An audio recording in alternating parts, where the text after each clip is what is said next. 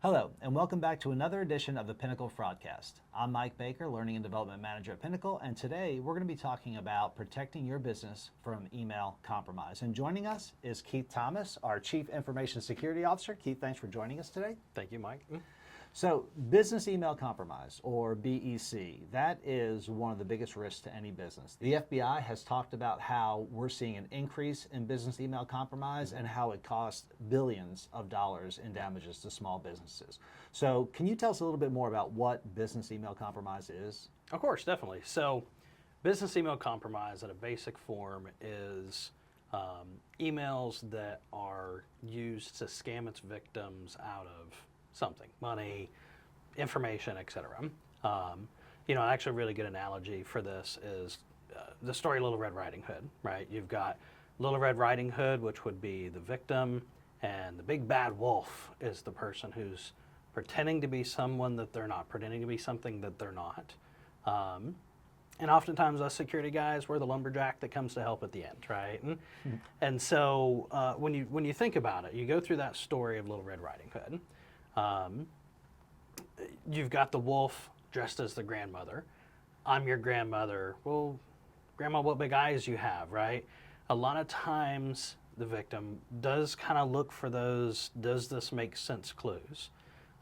These email attackers are really, really good at hiding their identity, hiding in disguise as the grandmother, as a billing company looking for an invoice to be paid, as a collections company, as a trusted person, right? It's the financial officer at this other business that we buy things from all the time, and they just sent us another invoice. I'm sure it's fine. They do it all the time. This is who usually sends me invoices, right? What big eyes you have? Well, it's better to see you with, right? And the way that occurs, they have compromised the email of the other person a lot of times, or at the very least, they got the emails to come across to look convincingly like they are this trusted party, right? So when you get this information, you want to act on it. They're spurring you. We need this paid right now. We need it taken care of right now. We need you to send me this information right now. This is due in the next 48 hours, or there's going to be an increase in cost, right? Those types of attacks trick you into, I need to do something, I need to do it right now. And you're going to send that wire, you're going to send that check, you're going to transfer those funds over, and then they're gone, right? It was never the person you thought you were talking to, till you got to call the lumberjack in to come help out, right? And that's kind of how the BEC compromise works at a high level.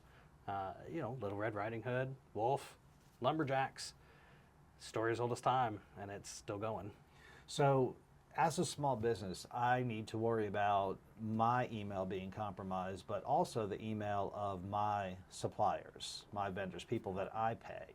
Because mine may not get compromised, but I could get an email from one of my suppliers that says, hey, we just changed banks. Instead of sending payments here, we need you to send them here now. Yep. And so can you talk a little bit about that? So we see a lot on that front, whether it's invoice or wire fraud or any number of items along those lines. I think you're how do we prevent this, right? First and foremost, question when you get items in. What you're reading may not be the actual person, right? Pick up the phone and call them from a trusted number, not the one in the email chain, right? Because a lot of times those attackers will update those items. Pick up the phone and call. Say, hey, did you mean to send this to me? Did you really change your bank? Did you really change your wire account? Did you really, et cetera? And confirm, right?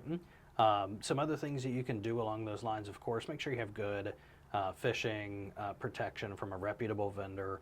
A lot of times they can kind of catch the frauds as they come in. Last but not least, make sure you have good controls internally. Get two people to look at it, right? Don't spur to action. Yes, it's important pay your bills on time, send those wires before closing, whatever that looks like. But you don't have to do it right this second. Slow down, take the time, read through it. Does it make sense? Let me call and verify with this person. And then, okay, this is legitimate. Let me go ahead and send it.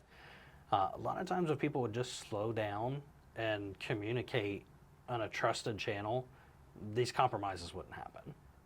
So it takes a little bit longer to do that, but it sounds like it's an investment in your time to make sure Yeah. it's legitimate. Very, very well worth the time investment. Okay, well that makes a lot of sense. Keith, thanks for joining us today. Appreciate having you here as always. Thank you. And for more information, visit pnfp.com/alerts. Thank you.